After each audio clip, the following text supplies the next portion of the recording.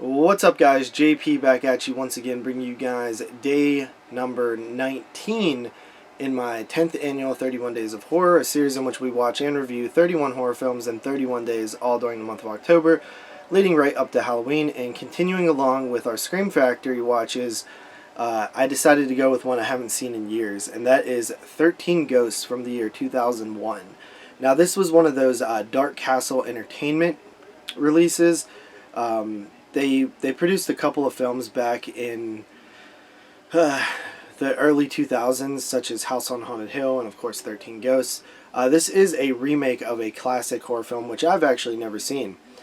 And I've always really liked this movie, but it's been years since I've seen it. So, it basically follows a family who finds out they inherited a house from the dad's uncle, which was this guy who was very wealthy. And this family is going through a lot of problems right now. They don't really have that much money. I believe the father is a school teacher. He also has a daughter played by Shannon Elizabeth, as well as a live-in nanny, which is kind of a little bit weird considering they don't have that much money, but I guess maybe it was necessary. And a young son who's kind of annoying.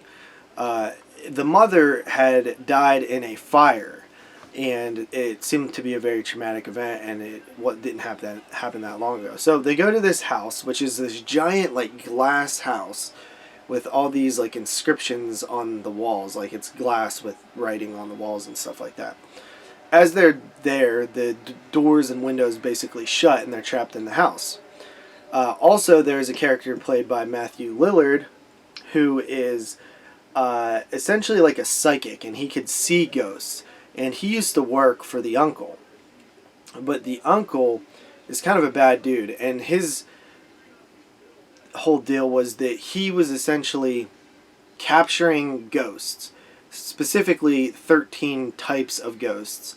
And he was basically putting them in this house and going to release them along with the 13th ghost, which is supposed to, do some bad things. And it's basically a giant puzzle, and there's all these shifting doors and stuff, and these barricades that open up and allow the ghosts to come out. And basically they have to figure out how to stop this whole thing and deal with the ghosts. They have these glasses which let you see the ghosts, which is pretty cool. And yeah, that's the plot. So I think this movie is great and not good at the same time. There are very great aspects. For one, the ghosts. They're phenomenal. Some of the cool, most creative ghosts ever.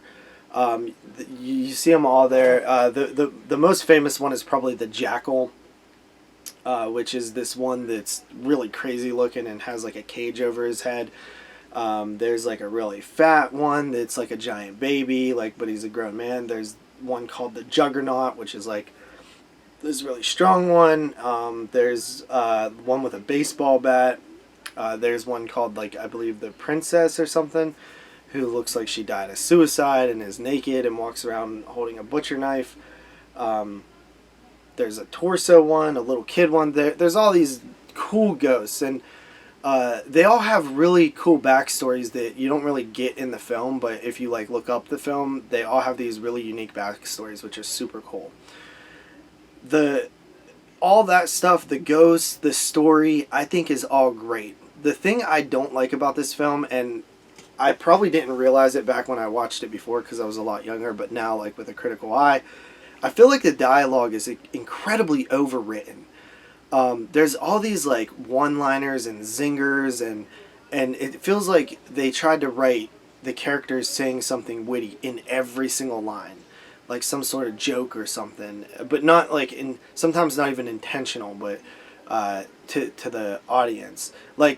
One of the real estate agent, he dies and he gets split in half.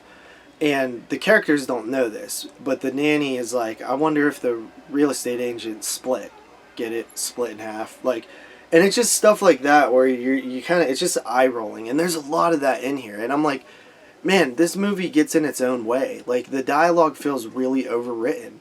And that's unfortunate because all the other stuff is like super cool. And also I feel like some of the performances are not the greatest, and I feel like sometimes they're over emotional in times where they don't need to be.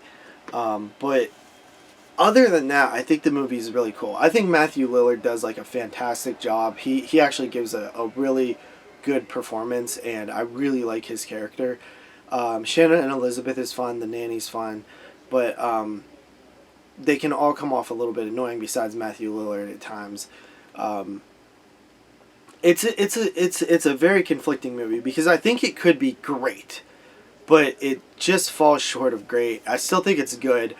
I love all the ghost stuff. I love how they have them trapped in these containment cubes, and like how the writing, the like whole mythology behind it. Like ghosts have to obey certain like spells, whether they're written or said, which kind of is a little bit off because it's a little bit of a plot hole because if they have to listen to the ones that are said too, you think that they could just say the spells and keep the ghosts back, but they don't really, that doesn't really play into it. So they kind of messed up a little bit with that dialogue there, if you really think about it. But anyway, I think this movie is really good. I give it a 7 out of 10. I wanted to be a lot higher, but I just think that it has a little bit of problems. I do think it's pretty scary and cool. Not as scary as I thought it was when I was a kid, but I still think it has some cool moments to it. And honestly, like, I would love to see this explored more. Like, maybe not like a remake, but maybe even a sequel. I don't know. I just love the concept of all these ghosts, and they were really well designed and practical, good practical effects and stuff like that. I think it was really cool. But anyway, it's a 7. With that said, I'll see you guys tomorrow with the final Scream Factory review, and then we'll move on to another company. Until then, peace out.